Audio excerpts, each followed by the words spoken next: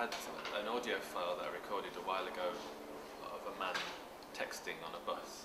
It was from London Bridge to Stoke Newington on a bendy bus, and it was rush hour, and it was dark and raining and sweaty, and the bus smelled quite bad. So I recorded him because the texting was very musical, and it picked up a lot of these different notes that he was spelling out.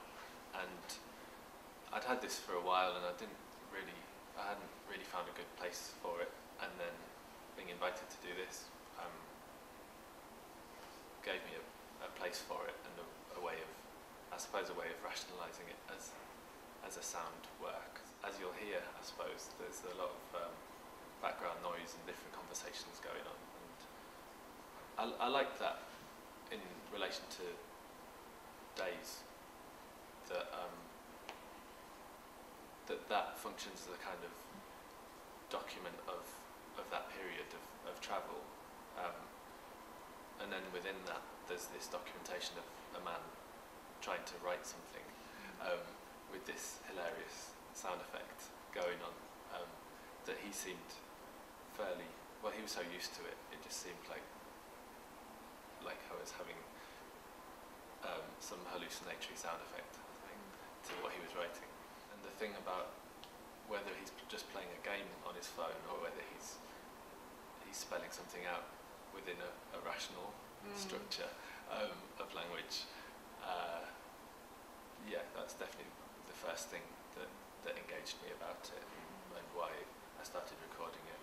It was also, for me, it was an act of opportunism, and there's a strange,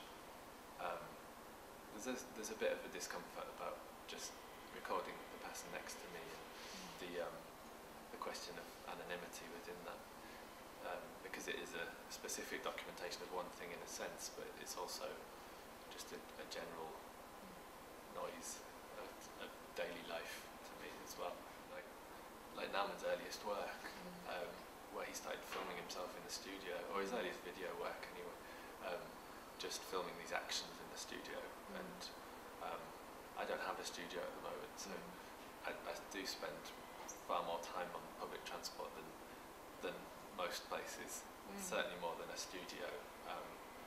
And I probably rationalise things and think about my work more in those transitional stages, like in the park or on the bus or at home, than in any formalised space. So I like the thought that this thing is potentially portable as well, given the nature of SOUNDWORKS, that people could download it or stream it on their phones, after me recording a man's phone on my phone. There is a coherency in that most of my previous things, or the ones I've been happiest with, have been where I attempt to concretise something to do with a gesture of language. So there are certainly, in terms of writing as well, specifically, the attempt to make this thing a clearly definable, I don't know what the word is, an entity that was just this passing, transient, ephemeral observation, usually, for me. So things like seeing misspelled words is a big one, and noticing that certain words are composed of the same amount of words as other words, that kind of thing. So this was the first time I've made an audio equivalent of that kind of experience with language, anyway. I don't see it differently in relation to painting or sculpture, really. I mean, I don't see those things on a hierarchy at all. It's made me consider sounds around me more and how they might be used.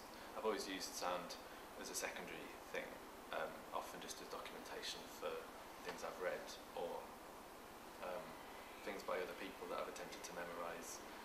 But this makes me place sound as a more viable medium, I suppose, for how I can use it within my